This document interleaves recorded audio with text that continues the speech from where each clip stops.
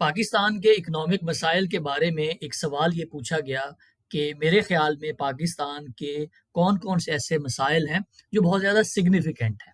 اس میں بنیادی طور پہ سمجھنے کی بات یہ ہے کہ پاکستان کی اکانومی کے حوالے سے جو خاص طور پہ مسائل کی بات کی جاتی ہے تو ان کی جو لسٹ ہے وہ تو اس قدر طویل ہے کہ اس کے اوپر تو شاید کسی یونیورسٹی کے اندر پورے سیمسٹر کے اوپر لانگ ایک کورس ڈیزائن ہونا چاہیے، تاکہ ہماری آئندہ آنے والی نسل کو اس بات کا ادراک ہو کہ پاکستان کے اندر اکنامک ایشوز کی جو روٹس ہیں وہ کتنی گہری ہیں۔ اب اس سوال کے جواب میں نے یہ کوشش کی ہے کہ میرے حساب سے، میری سمجھ کے حساب سے، یا تھوڑا بہت جو میں اکانومی کو فالو کرتا ہوں اس کے حوالے سے ایک دیکھنے کی کوشش کی جائے کہ پاکستان کی اکانومی میں موجود کون کون سے ایسے مسائل ہیں جو بہت زیادہ سگنیفیکنٹ ہیں۔ پہلا مسئلہ جو میرے خیال میں سب سے زیادہ سگنیفیکنٹ ہے وہ یہ ہے کہ ہماری اکانومی کا سٹرکچر اور جی ڈی پی کی فارمیشن یہی بنیادی طور پہ فلاڈ ہے۔ اس سے مطلب کیا ہے؟ اس کو اس طرح سمجھیں کہ پاکستان کی جی ڈی پی کے اندر کنٹریبیوٹ کرنے والے 3 ایسے بنیادی فیکٹرز ہیں جن سے مل کے ہمارا جی ڈی پی بنتا ہے۔ جی ڈی پی کیا ہوتا ہے کہ پاکستان کی جغرافیکل لوکیشن کے اندر گورنمنٹ نے کتنی سپینڈنگ کی، گورنمنٹ نے کتنی انویسٹمنٹ کی، پرائیویٹ سیکٹر نے کتنی سپینڈنگ کی، پرائیویٹ سیکٹر نے کتنی سپینڈنگ کے بعد انویسٹمنٹ کی، اور ہمارا جو نیٹ بیلنس ہے امپورٹ اور ایکسپورٹ سے اگر وہ پازیٹیو ہے تو ایڈ ہو جاتا ہے، اور اگر وہ مائنس ہو تو وہ کم کر دیا جاتا ہے۔ تو اس طرح ہماری جی ڈی پی کو کیلکولیٹ کیا جاتا ہے۔ تو پاکستان کے جی ڈی پی کے اندر جو کنٹریبیوٹ 3 بنیادی فیکٹرز کرتے ہیں اس میں انڈسٹری کا حصہ 23% ہے، ایگریکلچر 18% ہے، اور سروسز سیکٹر کا جو پرسنٹیج ہے وہ 59% ہے۔ اب ایک بڑا ہی کامن سا سوال ہے جو اس فارمیشن کے بعد سامنے آنا چاہیے کہ اگر پاکستان کی ٹوٹل ملکیت جو ہے اس میں ایگریکلچر کا 18 روپے حصہ ہے، انڈسٹری کا 23 روپے حصہ ہے، اور سروس سیکٹر کا 59 روپیز ہے، تو اتنا ہی ان تمام سیکٹرز کو کما کے بھی دینا چاہیے پاکستان کو ٹیکس کی شکل میں۔ لیکن یہ ہے جی ہماری ٹیکس کلیکشن۔ انڈسٹری جو کہ ہماری اکانومی کا 23% ہے وہ 70% ٹیکس پے کرتی ہے۔ سروس سیکٹر جو ہماری اکانومی کا 59% ہے وہ تقریباً 30% ٹیکس پے کرتا ہے، اور ایگریکلچر جو ہماری اکانومی کا 18% ہے وہ آدھے پرسنٹ کے لگ بھگ ٹیکس کلیکشن کے اندر کنٹریبیوٹ کرتا ہے۔ اب یہ بہت بڑا ایک مس میچ ہے کہ ہماری انڈسٹری جو کہ صرف 23% ہے اس سے 70% ٹیکس لیا جاتا ہے۔ اور ڈاکٹر کیسر بنگالی نے پچھلے دنوں ایک آرٹیکل لکھا ہے جس میں انہوں نے یہ الزام نما ایک انکشاف کیا ہے کہ پاکستان کے اندر کوئی بھی انڈسٹری جب لگتی ہے تو تقریباً 17 گورنمنٹ کے ڈپارٹمنٹس ہیں جن سے اس نے اپروول لینا ہوتا ہے۔ تو ہماری اکانومی کا سٹرکچر فارمیشن ہی بنیادی طور پہ مسئلہ کریٹ کرنے کی ایک ریزن بن گئی ہے، بجائے اس کے کہ ہماری اکانومی کا سٹرکچر اور جی ڈی پی کا سائز اس بات کو فیسیلیٹیٹ کرتا کہ پاکستان اکنامک پروگرس کرے، وہ پاکستان کی اکنامک پروگرس میں ہنڈرنس کریٹ کرنے کا باعث ہے۔ اس کو جو بڑے اکانومسٹ ہیں وہ کہتے ہیں کہ یہ پاکستان کی اکانومی کا سٹرکچرل مسئلہ ہے۔ پاکستان کی اکانومی کا سٹرکچر اس طرح سے بن گیا ہے کہ جو مسئلہ ہے وہ روٹ کاز ہے۔ اگر آپ روٹ کاز ہٹا دیں گے، ایگریکلچر ختم کر دیں، آپ ایگریکلچر ختم کر دیں گے تو آپ کی ملکیت 18% ختم کر دی جائے گی۔ اب اس میں ضمنی طور پہ ایک بات یہ بھی عرض کر دوں کہ ایگریکلچر اگر 18% ہے تو ایگریکلچر کی آؤٹ پٹ پاکستان کے اندر اتنی کم ہے کہ اس کے اوپر ٹیکس لگایا ہی نہیں جا سکتا۔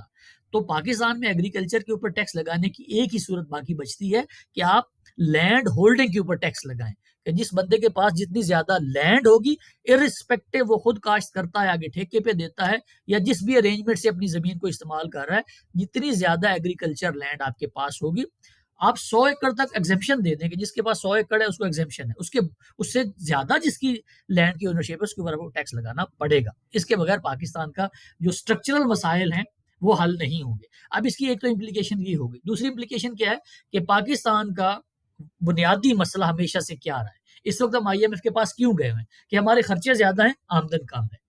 تو خرچے اور آمدن کا بیلنس کریٹ کرنے کے لیے آپ کو زیادہ ٹیکس کلیکشن چاہیے ہوگی، ریونیو کے دوسرے سورسز چاہیے ہوں گے۔ تو اس اکانومی کے سٹرکچر کے ساتھ تو جتنی ملکیت ہے، جہاں پہ جو ہماری ملکیت کا حصہ ہے وہ کورسپونڈنگلی ہمیں ریونیو کما کے نہیں دے رہا۔ تو پہلا مسئلہ تو میرے خیال میں یہ ہے۔ دوسرا ہے ایلیٹ کیپچر کا۔ ایلیٹ کیپچر کا مطلب یہ ہے کہ پاکستان کے اندر چاہے جس کی مرضی حکومت ہو، تقریباً میرا اپنا ایک رف ایسٹیمیٹ ہے کہ تقریباً 1000 خاندان ہیں پاکستان کی پچھلی 75 سال کی تاریخ کے اندر جو ہمیشہ اپوزیشن یا حکومت میں رہے ہیں۔ تو یہ ہزار خاندان ہیں جو ہمیشہ حکومت کر رہے ہوتے ہیں، اور ان کی آپس میں رشتہ داریاں بھی ہیں، ان کے جو انٹرسٹ ہیں وہ بھی ایک دوسرے کو اوور لیپ کرتے ہیں. تو کبھی بھی جو پالیسی بنے گی وہ ان ہزار خاندانوں کے خلاف نہیں بنے گی. مثال کیا ہے اس کی؟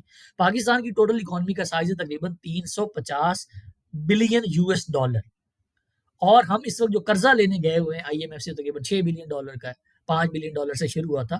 تو ایک سینس آف پرپورشن میں دینا چاہتا ہوں آپ کو. ایک یو این ڈی پی کی رپورٹ تھی جس میں یہ بتایا گیا کہ پاکستان کے اندر ایلیٹ جو پریولیجز ہیں وہ تقریباً ایک سال کے اندر 17.4 بلین دیا جاتا ہے. ہماری اکانومی کے اندر جس کا ٹوٹل سائز $350 بلین ہے، اس میں سے $17.4 بلین ایلیٹ کو پریولیج دی جاتی ہے. پاکستان میں لوگوں کے پاس کھانے کے لیے کوئی چیزیں نہیں ہیں، بیسک نیسیسٹیز پرووائڈ نہیں کر سکتی ریاست، لیکن اپنے اکانومی کے اتنے بڑے چنک میں سے تقریباً اگر آپ اس کو لگائیں تو اراؤنڈ اباؤٹ 5 to 6% آف اور اکانومی اینولی ہم اپنی ایلیٹ کو جو بہت زیادہ امیر ہے ان کو مزید امیر کرنے کے لیے پیسے دیتے ہیں. اب یہ ایلیٹ کیپچر ہے، حکومت جس کی مرضی ہوگی، فیصلہ ویسا ہی آئے گا کہ پاکستان کے اندر ایک ایسا طبقہ ہے جس کے خلاف کبھی کوئی فیصلہ نہیں جاتا. ایلیٹ کیپچر ہے. کچھ ایسے لوگ ہیں جن کے انٹرسٹ اس میں ہے کہ پاکستان کے اندر یہ ڈائیورجنس رہے. تو دوسرا مسئلہ جو اکانومی کے محاذ کے اوپر بہت زیادہ ہانٹ کرتا ہے دیٹ از ایلیٹ کیپچر. اب ایلیٹ کیپچر اور اگلا جو میرا مسئلہ کا پوائنٹ ہے دیٹ از ریلیونٹ، ایک دوسرے کے ساتھ انٹر لنکڈ ہے. وہ کیا ہے؟ پروڈکٹیوٹی کی جو کیپیسٹی ہے پاکستان کے اندر پروڈکٹیو کیپیسٹی نہیں ہے. تیسرا مسئلہ، اس کو میں ایگزامپل سے سمجھانے کی کوشش کرتا ہوں. آپ کے سامنے اسکرین کے اوپر جو چارٹ نظر آ رہا ہے یہ جو شوگر کین پروڈیوسنگ کنٹریز ہیں ان کا ایک چارٹ ہے. برازیل کی پروڈکشن دیکھیں اور پاکستان کی پروڈکشن دیکھیں. ایلیٹ کیپچر کو کیسے آپ سمجھ سکتے ہیں؟ اس ڈائیگرام سے آپ سمجھ سکتے ہیں کہ ایلیٹ کیپچر کیسے پاکستان کے اکنامک مسائل کو حل ہونے میں بہت بڑی رکاوٹ ہے. اگر پوری دنیا کے اندر فری مارکیٹ اکانومی کا پرنسپل چل رہا ہے تو برازیل جو پاکستان سے تقریباً 5 گنا زیادہ شوگر کین پروڈیوس کر رہا ہے، تو اگر فری مارکیٹ کو اکانومی کا پرنسپل چل رہا اور پاکستان کے اندر آزادی ہو کہ آپ برازیل سے بھی چیز خرید سکتے ہیں، انڈیا سے بھی چیز خرید سکتے ہیں، تو پاکستان کے اندر شوگر کین اور اس سے ایسوسیٹڈ تمام انڈسٹریز جس میں سب سے سر فہرست شوگر کی انڈسٹری ہے، ان کے تو بزنسز دوسرے دن بند ہو جائیں گے. لیکن کیا کیا ہوا ہے؟ ریاست نے پروٹیکشن دی ہوئی ہے، شوگر کین انڈسٹری کو سبسڈی دی ہوئی ہے، اور ٹیرف اور نان ٹیرف بیریئر لگا رکھے ہیں کہ برازیل، انڈیا، چائنا سے کوئی بھی شوگر کین کا پروڈیوسر یا جو شوگر مل کا اونر ہے پاکستان کے اندر شوگر نہیں بیچ سکتا. کیوں؟ کہ پاکستان کے اندر شوگر کین کی پروڈکشن بہت کم ہے. اس کو اس طرح سمجھیں کہ جو شوگر کانٹینٹ نکالنا ہوتا ہے گنے میں سے پاکستان کے اندر وہ نکلتا ہے تقریباً 12%. سندھ کے اندر کچھ ایسی شوگر ملز ہیں جو شوگر کین سے جو ایکسٹریکٹ کرتی ہیں شوگر کا وہ کرتی ہیں تقریباً 18% تک. اور برازیل میں یہ کتنا ہے اور ویسٹ انڈیز کے اندر یہ کتنا ہے؟ یہ 35% ہے. پاکستان سے تقریباً دگنا شوگر کین وہ ایکسٹریکٹ کرتی ہیں. پھر وہی عرض کروں گا کہ اگر تو برازیل کو اجازت دے دی جائے کہ تم اپنی جو سستی چینی یا پاکستان میں کر سکتے ہو، بیچ سکتے ہو، تو پاکستان کے اندر جو شوگر کین انڈسٹری ہے، جو شوگر مل کے اونرز ہیں، ان کا بزنس تو بند ہو جائے گا. تو ہم نے پروٹیکٹ کیا ہوا ہے پاکستان کے اندر لوکل جو انڈسٹریز ہیں کچھ ایسی جو کہ پروڈکٹیو نہیں ہیں، دنیا کے اندر وہ کمپیٹ نہیں کر پاتی، لیکن پاکستان نے اپنی جیب سے پیسے دے کے ان کو کہتے ہیں کہ آپ یہ بزنس کرو. اور جو باہر کا کمپٹیشن ہے جو کہ زیادہ افیکٹو ہے اس کے اوپر ہم نے ریسٹرکشن لگا رکھی ہے. تو پروڈکٹیو کیپیسٹی کا بہت زیادہ مسئلہ ہے. ہم کیوں نہیں برازیل جتنا پروڈیوس کرتے؟ پروڈکٹیو کیپیسٹی کا بہت زیادہ مسئلہ ہے، اور اس کو آپ لنک کریں ایلیٹ کیپچر کے ساتھ. پاکستان کے اندر جس کی مرضی حکومت ہوگی ایلیٹ کیپچر موجود ہوگا، پروڈکٹیو کیپیسٹی کا مسئلہ موجود ہوگا، اور شوگر انڈسٹری کو پروٹیکشن ضرور ملے گی. اگلا مسئلہ کیا ہے؟ ایک تو ہم پروڈکٹیو کیپیسٹی کا مسئلہ ہے، دوسرا ہماری جو ایسٹ لائنز ہیں وہ ان پروڈکٹیو ہیں، اور ہمارا as a nation rent seeking کا بیہیویئر ہے. رینٹ سیکنگ کا بیہیویئر کیا ہوتا ہے جی؟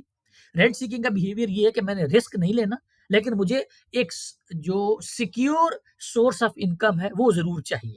اور ان پروڈکٹیو ایسٹ لائن کیا ہے پاکستان کے اندر؟ پاکستان کے اندر جو ریل اسٹیٹ ہے، جو پراپرٹی ہے، یہ سب سے بڑا ایسٹس کا ایک ہیون سمجھا جاتا ہے. آپ معاشرے میں جس سے بھی پوچھیں، جس کے پاس 2-4 پیسے آئیں گے، سب سے پہلے وہ کس ایسٹ لائن کے اندر پیسے انویسٹ کرنے جائے گا؟ وہ ریل اسٹیٹ میں جائے گا۔ اس کو ہم ان پروڈکٹیو کیوں کہہ رہا ہوں؟ ان پروڈکٹیو سے مراد یہ ہے کہ پاکستان کا ایک کرونک مسئلہ ہے، ہمیشہ سے مسئلہ رہا ہے کہ پاکستان کے اندر بیلنس آف پیمنٹ کا مسئلہ رہتا ہے۔ بیلنس آف پیمنٹ کا مسئلہ کیوں ہوتا ہے؟ کہ پاکستان کی اکانومی کے اندر جب بھی ڈیمانڈ جنریٹ ہوتی ہے، اس ڈیمانڈ کو پورا کرنے کے لیے لوکل انڈسٹری کے اندر کیپیسٹی نہیں ہوتی، تو ہم باہر سے چیزیں امپورٹ کرتے ہیں۔ جب امپورٹ کرتے ہیں تو ڈالر کم پڑ جاتے ہیں اور ہمارا کرنٹ اکاؤنٹ کا ڈیفیسٹ ہو جاتا ہے۔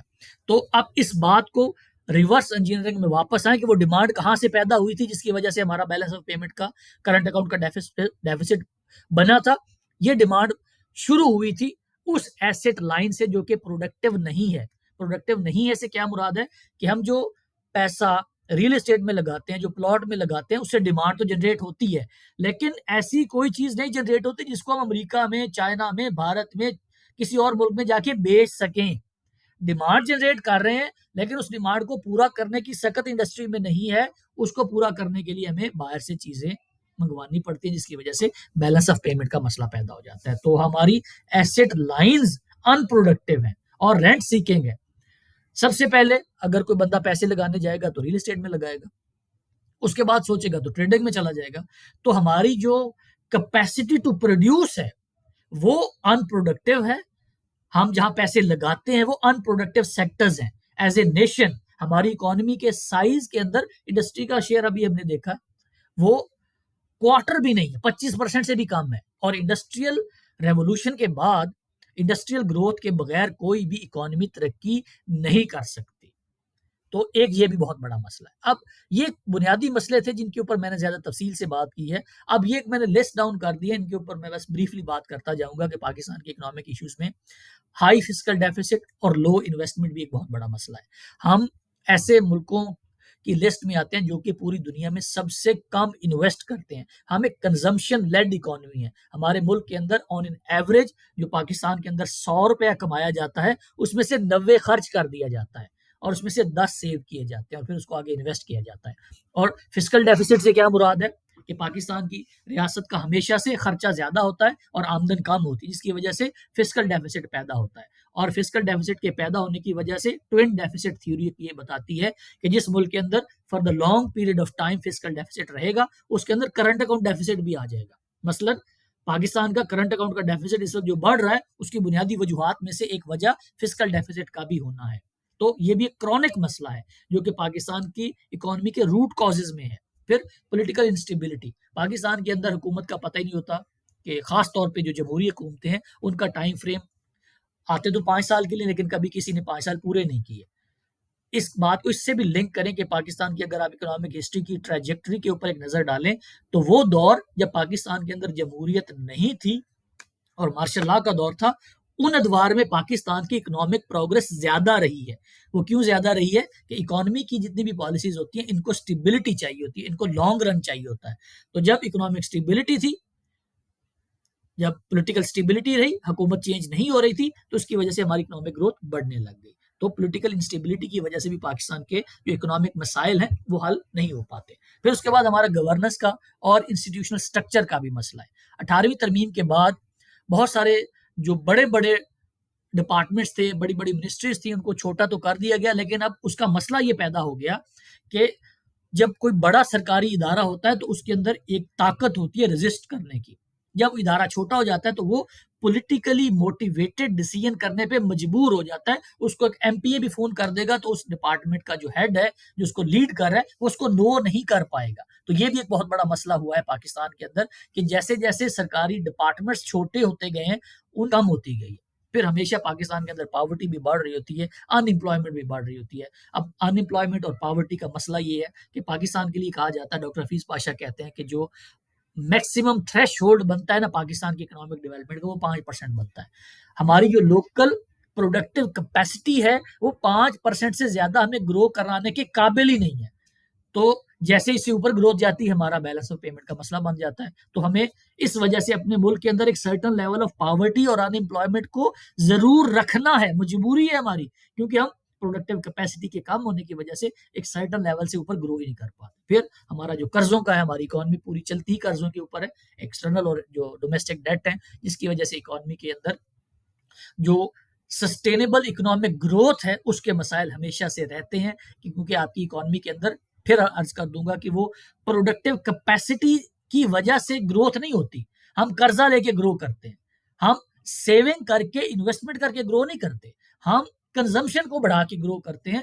تو ایک پیسہ جو آپ نے خود کمایا ہی نہیں ہے اس کی بیسس کے اوپر جب آپ گرو کر رہے ہوں گے تو اس کی جو گروتھ ہے وہ کبھی بھی سسٹینیبل نہیں ہو سکتی. اور آخری مسئلہ میرے خیال میں NFC ایوارڈ کا ہے. جب پاکستان کی ریاست کے اندر جب ٹوٹل ریونیو اکٹھا کر لیا جاتا ہے تو اس میں سے 57% ہم نے صوبوں کو ٹرانسفر کر دینا ہوتا ہے اور 43% بچتا ہے کسی بھی فیڈرل گورنمنٹ کے پاس. تو اگر 100 روپے میں سے صرف آپ کے پاس بچے ہی 43 روپیز ہیں تو آپ پاکستان کا ڈیٹ اس سے پورا کریں گے، پاکستان کی ڈیولپمنٹ اس سے پوری کریں گے، پاکستان کا ڈیفنس اس سے پورا کریں گے، جو ہمارے سرکاری ادارے ان کو چلائیں گے، یا لوگوں کی فلاح و بہبود کے کوئی پروجیکٹ لگائیں گے. تو NFC ایوارڈ کے بعد پاکستان کی جو فیڈریشن ہے اس کے لیے شدید مسائل پیدا ہوئے ہیں. تو یہ اس سوال کے جواب میں نے بس کوئکلی گو تھرو کرنے کی کوشش کی ہے کہ پاکستان کے جو اکنامک مسائل ہیں اس کو ہم کیسے انلسٹ کر سکتے ہیں، اور جو کچھ زیادہ کریٹیکل ہیں ان کے بارے میں کچھ تفصیل سے بات کر سکتے ہیں. تو یہ ایک ایسا اسٹارٹنگ پوائنٹ ہم سمجھ سکتے ہیں کہ اگر آپ پاکستان کی اکانومی کے مسائل کو سمجھنا چاہتے ہیں تو this video can serve as a starting point. کیونکہ جیسے میں نے پہلے عرض کیا کہ یہ اتنا بڑا سبجیکٹ ہے کہ شاید اس کے اوپر ایک پورا سیمیسٹر ڈیزائن کرنا چاہیے یونیورسٹیز کو، جس میں ہماری اگلی جنریشن کو اس بات سے اکوپ کیا جائے، ان کو انلائٹن کیا جائے کہ پاکستان کے ایکچوئل مسائل کیا ہیں اور ان کی روٹ کازز کیا ہیں. کیونکہ میرے علم میں تو نہیں ہے کہ ایسا کوئی کورس کسی یونیورسٹی کے اندر پڑھایا جاتا ہو جس میں صرف پاکستان کے اکنامک مسائل کو ڈسکرائب کیا جاتا ہو یا اس کو سمجھانے کی کوشش کی جاتی. پولیٹیکل اکانومی کے نام کے اوپر سبجیکٹس ہیں جو پاکستان کی کچھ 2-4 لیڈنگ یونیورسٹیز میں پڑھایا جاتا ہے. تو یہ جو انٹرٹینمنٹ سینٹر والے صاحب ہیں، پتہ نہیں ان کا اصل نام کیا ہے، تو ان کے اس کامنٹ کے اوپر میں نے کوشش کی ہے کہ ایک چھوٹی سی کاوش کی جائے جس میں پاکستان کے جو بیسک اکنامک مسائل ہیں ان کو سمجھنے کی ایک کاوش ہے، جس کے بارے میں اگر آپ کا کوئی سوال ہو، کوئی فیڈ بیک ہو تو ضرور آگاہ کیجیے گا. Thank you so much.